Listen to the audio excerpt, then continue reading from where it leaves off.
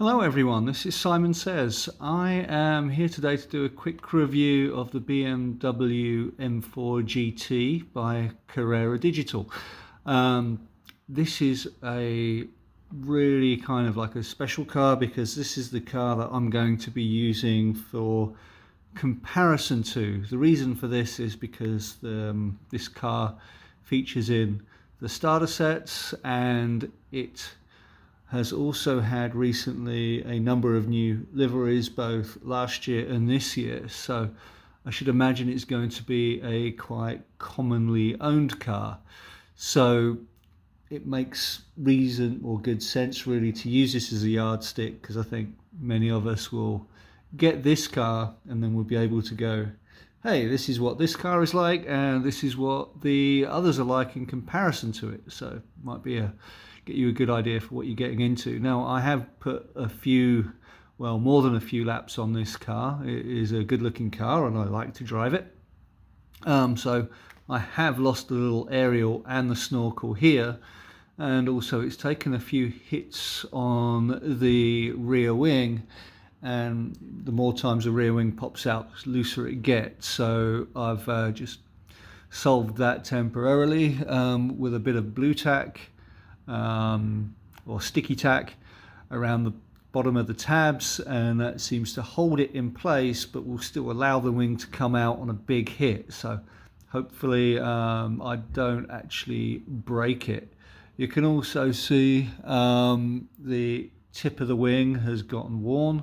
This is where the tail comes out a little bit and it rubs against my barrier, but that's a track thing, not a car thing. Now let's talk about the car. It is a beautiful looking car. This printing has got such crisp lines. It is incredible. There's no bleed out over any of the joints. It's very, very clear, and the more you look at it, the more of the little details you can see. You can even read the little M4 badge right on the front grille there. It is really, really well done. Even you can see the segmentation of the little BMW badge there. The decals are super crisp on this, and it's beautifully finished. Even the rear wing, it's just perfect really. The finishing is great. I love the little touches on the wings on the wheels with the colored spokes. And you can see, brake discs there on the inside, even though the calipers rotate with the wheels. I mean, that's no biggie. It's just a great looking car. So that's on the outside, and you can also see, the driver is well detailed too. So this is a car with a number of different liveries, so that's why I'm using it right now as a yardstick. So what I'm going to do now is I'm going to pop the shell off and show you inside this Carrera Digital. One more thing on the outside though, Carrera has this wonderful, it's a self-centering spring-loaded guide. It's a nice long guide. It sits in the track well and holds the car in very well.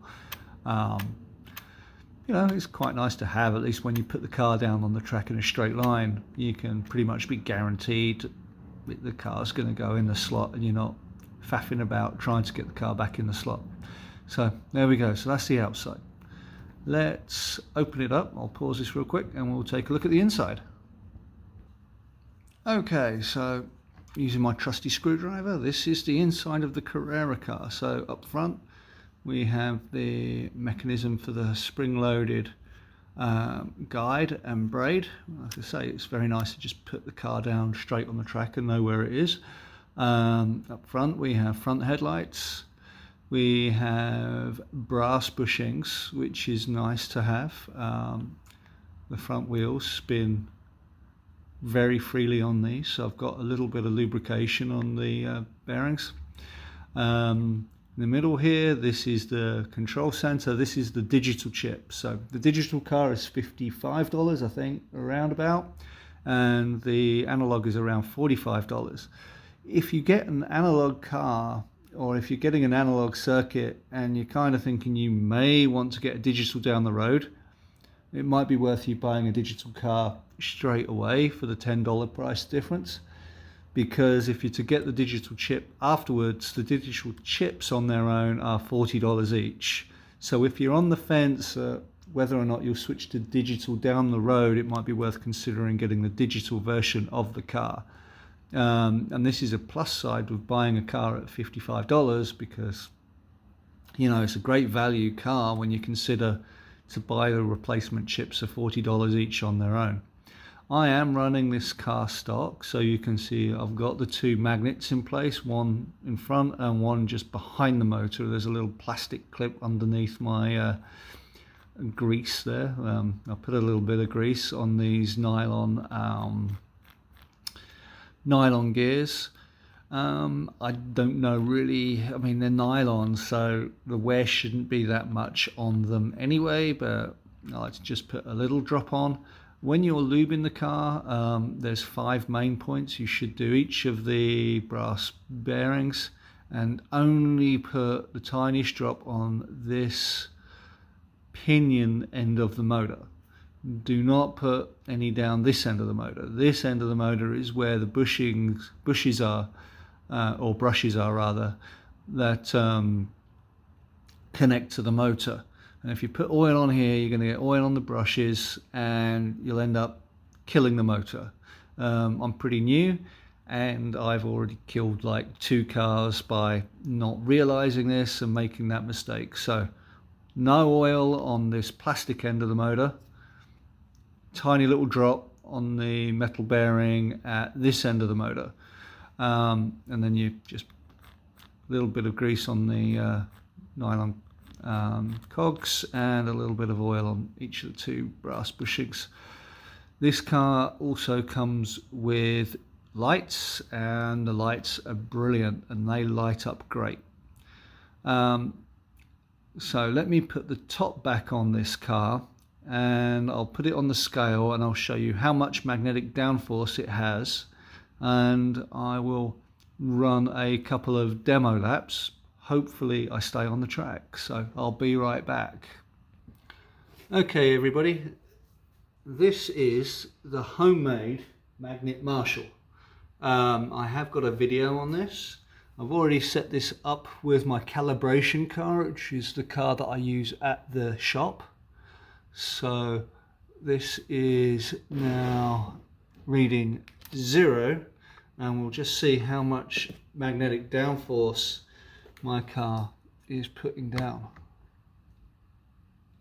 So this car is putting down very gently 113, 114, sort of like in this region. The 1-teens grams of magnetic downforce. That's in addition to the weight of the car. This car, I have got some numbers on some of my other cars. This particular car is running a little bit light on magnet, but it still seems to run pretty well on the track. And magnets that come from Carrera, they're going to be in different batches, so different cars are going to have different magnet strengths. And yeah, this is one way of adjusting the magnetic downforce, is a way of getting the cars to run similar times to each other. So there we are. This is this particular car. Your ones are very, very likely to be different, so take this reading with a pinch of salt. But if you want to see how I built this homemade Lego magnet Marshall, I do have a video on that, so please check that out. Right now though, off to the track. Okay, so I have the BMW on the track. I'm now going to run a couple of laps, and hopefully I keep it in the slot for you guys. It's a very nice running car. I'm just going to quickly check I've got the speed turned up, and we'll go from there. Yep, speed on max. And what is my brake set? Brakes are on max. Okay, so a couple of laps. Keep your fingers crossed for me.